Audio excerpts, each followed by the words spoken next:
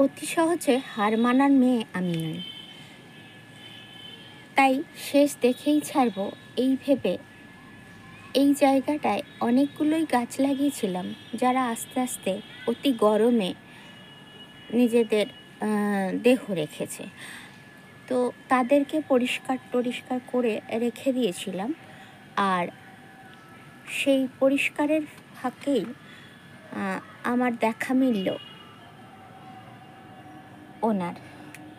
তো উনি লুকিয়েছিলেন পাতার ফাঁকে।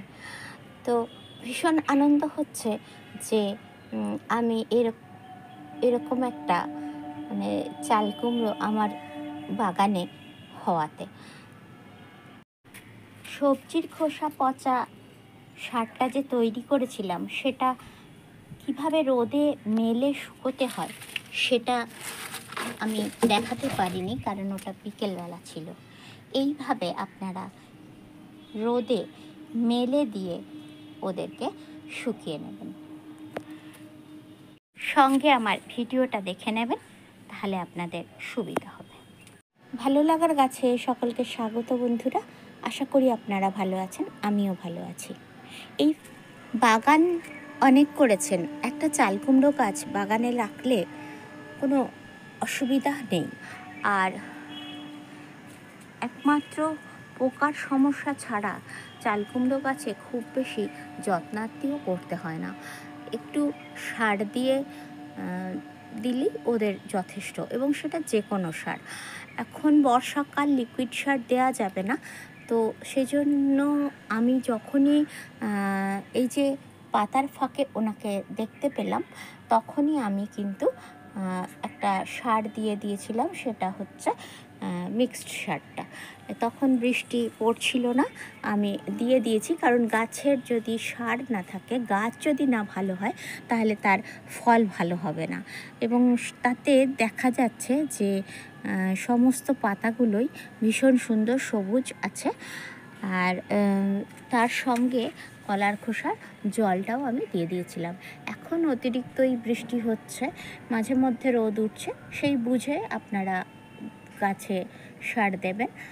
আর আমার বাগানে যেটা সবচেয়ে বেশি সমস্যা হয়েছে, জানি না অন্যদের বাগানে হয়েছে কিনা, ভীষণ পিঁপড়ের আক্রমণ হয়েছে। পিঁপড়েরা আসলে বৃষ্টি পেয়েছে, ওরা কোথায় যাবে সেটা বুঝে উঠতে পারছে না, তাই গাছের আশ্রয় নিয়েছে।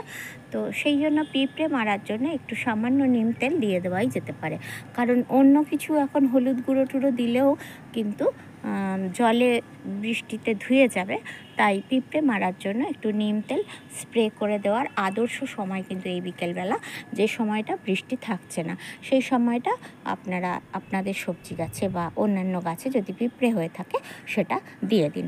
সার্ফের জলও দেওয়া যায়, কিন্তু জল তো এমনিতেই গাছের গোড়ায় থাকছে, সেজন্য বেশি জল আমি দিতে রাজি নই। আবার জল বসে যদি সমস্যা হয়, তাই জন্য নিম তেল একটু স্প্রে করে দিলেই হয়। তো এই প্রত্যেকটা গাছ থেকে ওর নতুন নতুন শাখা প্রশাখা ছাড়ছে, সেখান থেকে নতুন নতুন ফুল আসবে। এবং সেখানে পুরুষ ফুল, স্ত্রী ফুল উভয়ই থাকে। সেই ফুলগুলো থেকে আবার আস্তে আস্তে চাল কুমড়ো হবে। এটা তো আমি আশা রাখছি বর্ষাকালে আমি আরও অনেক চাল কুমড়ো পাবো। তো দেখা যাক সেটা হয় কি না।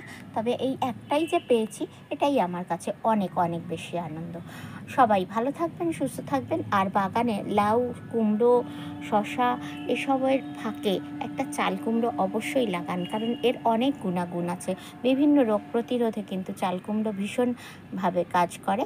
আর চাল কুমড়ো খাওয়াটাও খুব উপকারী, আর একে বিভিন্নভাবে খাওয়া যায়। আর তো সেই জন্য চাল কুমড়োটাকে অ্যাভয়েড করবেন না।